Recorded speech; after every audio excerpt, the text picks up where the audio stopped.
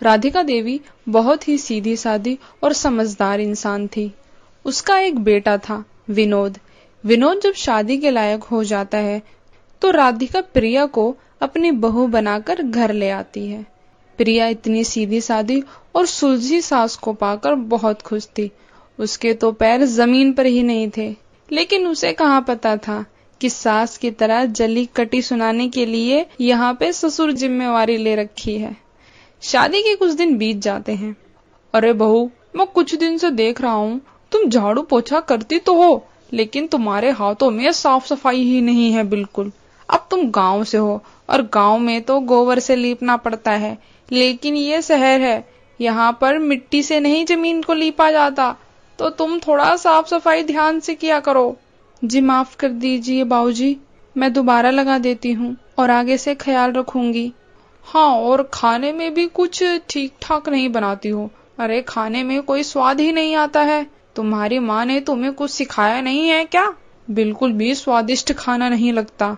इतने में राधिका वहाँ आ जाती है। हाँ, इसे कहाँ आता है कुछ। अब इस बेचारी को कहाँ पता था कि ससुर के रूप में उसे सास मिलने वाली है, जो पूरी जिंदगी खरी खोटी सुनाएंगे। मैं एक काम करती हूँ, पड़ोसी के घर में बहू को भेज देती हूँ, वहाँ जाके कुछ दिन झाड़ू पोछा लगाएगी, वहाँ के काम करेगी, तो क्या पता इसको काम आ जाए और इसी बहाने खाना बनाना भी सीख जाएगी। राधिका की बात सुनकर ससुर जी गुस्सा हो जाते हैं और वहाँ से मुंह फुला के चले जाते हैं।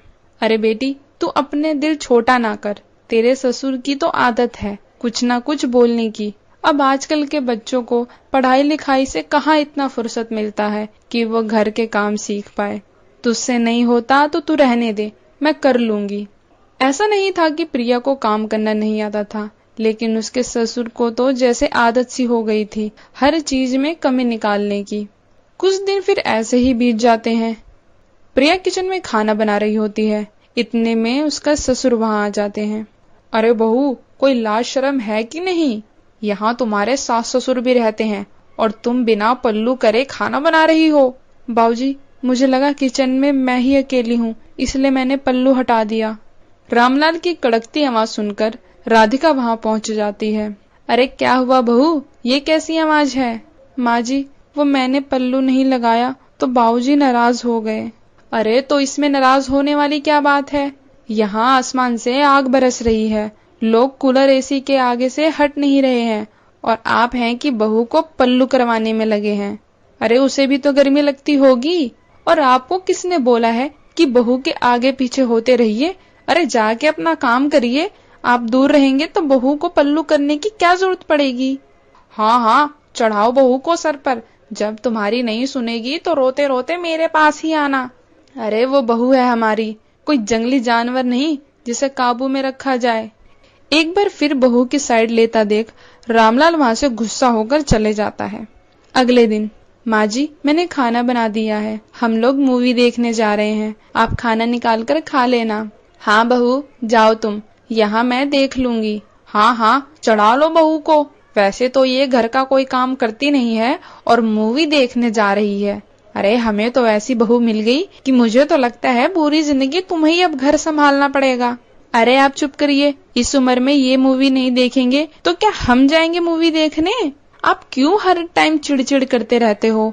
अरे मैं क्यों करूँगा चिड़चिड़, मैं तो बस बोल रहा था कि मिश्रा जी की बेटी हमें कुछ जमी नहीं, कोई काम काज तो इसे आता ही नहीं है।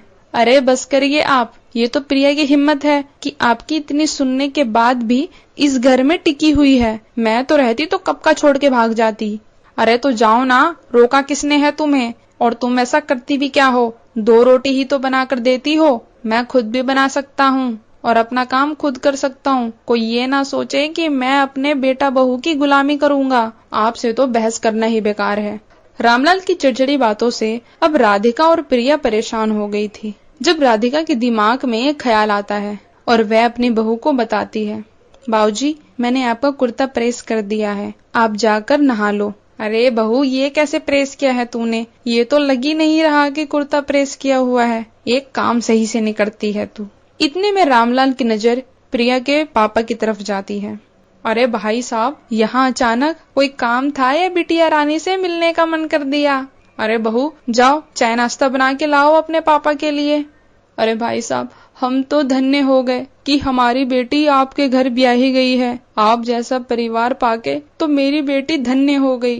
प्रिया के पिता के मुंह से ऐसी बातें सुनकर रामलाल हैरान हो गया कि मैंने तो आज तक कभी भी प्रिया से ढंग से बात ही नहीं करी। हमेशा उसके काम में कमी निकालता रहा, और उसके बाद भी प्रिया के पिता इतनी तारीफ कैसे कर रहे हैं? क्या सोच रहे हैं? देख लो, आप हमेशा बहू को उल्टा सीधा बोलते रहते हैं, और एक बहू है जो अपने घर में आपकी इज्जत बनाए बैठी है। रामलाल को समझ में आ जाता है कि उसकी गलती थी। प्रिया ने तो इसे अपना ही घर समझा था, लेकिन उसने ही प्रिया को बेटी नहीं बहू समझा। हेलो दोस्तों, ऐसे ही मजेदार वीडियो के लिए मेरे चैनल को सब्सक्राइब करें और वीडियो अच्छी लगे तो वीडियो को लाइक करें।